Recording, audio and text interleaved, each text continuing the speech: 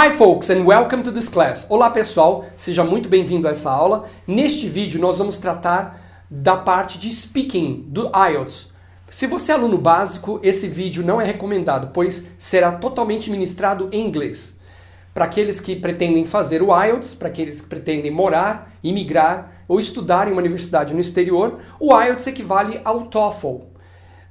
Somente que alguns países, como a Austrália, Canadá e alguns países do Reino Unido, exigem o IELTS ao invés do TOEFL. Então, o IELTS, neste vídeo especificamente, vamos tratar do IELTS Speaking Task 1. The IELTS test is divided in two types. There are two types of IELTS test, the academic test and the general test. But both of them deal with the same structure of the section 1, the task 1 of the speaking test. The speaking task 1 has the same structure for the academic version and the general version. So in the speaking task 1, we are going to have about 4 or 5 minutes introduction plus 2 topics to talk about. It's going to be face-to-face. You are going to be there personally, face-to-face with the examiner, and you will be directed, oriented to talk about a specific topic. The most common topics in this section of the IELTS, the interviewer will ask your name, or you should introduce yourself. Hi, my name is Gabriel, nice to meet you. And then you are supposed to talk about, you're going to be asked about typical topics like, what is your hometown like? What is your country like? Where are you from? Tell me about your country, your neighborhood, your work. What hobbies do you like? What hobbies do you have? Are you studying anything? Why are you studying this? Food. What are your favorite kinds of food? Friends, sports, family. These are the most common topics on the IELTS test. And the examiner will be looking at specific items like pronunciation, fluency, vocabulary, and grammar. So you will be evaluated on these 4 items. So in this video I'm going to talk to you about what you should do and what you should not do on the IELTS speaking task 1. Okay, so let's start with the do's. What are you supposed to do? What you want to do in the speaking task 1? You want to be confident. You want to show confidence. You're going to be there. You should look friendly. You should look, you make eye contact, look the examiner face to face, look in the eye. You should show excitement. Some students, they go to the interview, they go to this speaking task, and they are asked like, do you like to travel? Yes, I like to travel. Traveling is good. They show monotone. They show a lack of excitement, and this is going to be very harmful for your score. So if you want to score, you have a good score on the speaking task 1, you're supposed to show excitement. So try to be calm, try to be confident. Even native speakers, they make mistakes on the IELTS test, and so you are not supposed to have a perfect English to score the highest points in the IELTS test. So you should have a wide range of vocabulary. You should not only use the trivial vocabulary, the everyday vocabulary like food. Instead of food, you should alternate to cuisine, friend. You should say acquaintance. Try to use higher vocabulary words, a higher level of vocabulary words. Instead of saying yes, I like. Try to expand your answers when you're asked, do you like to play basketball? Do you like to travel? Yes, I really enjoy traveling. Traveling is really nice, is very important for mental health. It's very important to distress from work. So you should have longer answers.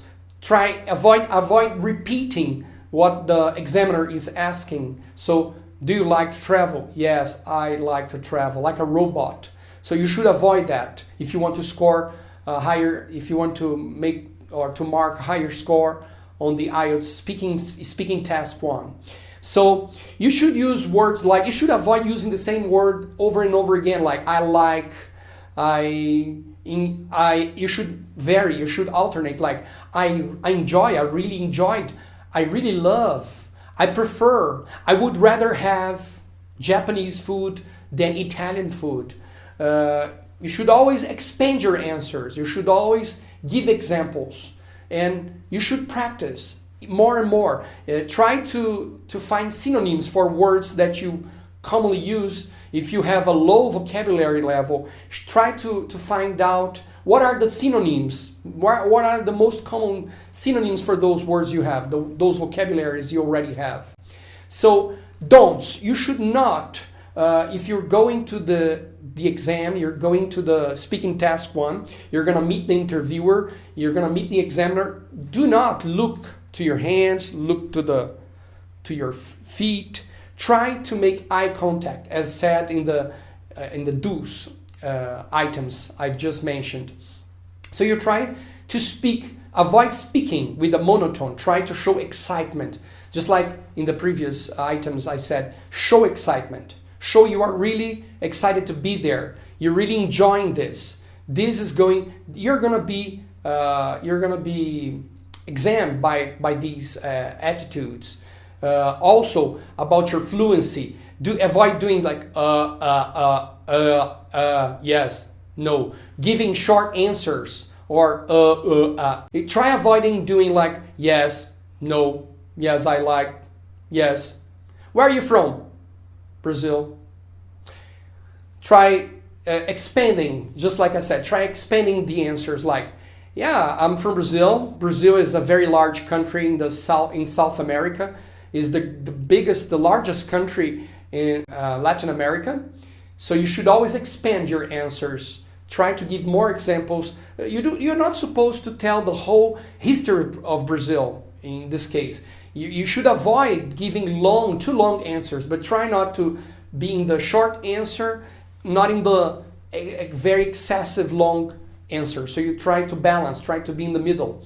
And avoid repeating the question. Do you like to play soccer? Yes, I like to play soccer. No, I really enjoy it. It's really nice. It's like the most popular sport in my country. Try to expand your answer, just like I said. Should not keep to the short answers or yes or no, speaking with very lack of excitement, showing a monologue, showing a monotone on your voice. You should show excitement. So avoid going off the topic. The examiner is going to ask you, tell me a little bit about your political situation, the political situation in your country. And then you start talking about some other thing, the TV, and you go to the fashion, and then you start talking about tourism, and you go off the topic. You should keep on the topic always. Try not to go off the topic, right? Should be focused, should show you are focused on the answer, and not too large and not too short. Should balance your answer. And also avoid answering I don't know. I don't know is not good. I don't know. If you don't know, just make up. You're supposed to make up. It's not bad to make things up in the test. You're not supposed to tell everything that you tell is going to be reality. You can make up. You can create fiction. If you don't have an answer, try to make one up. So this is what important is to show you are fluent, show your fluency, show you have a good pronunciation, extensive vocabulary, and a very good command of the grammar of the language.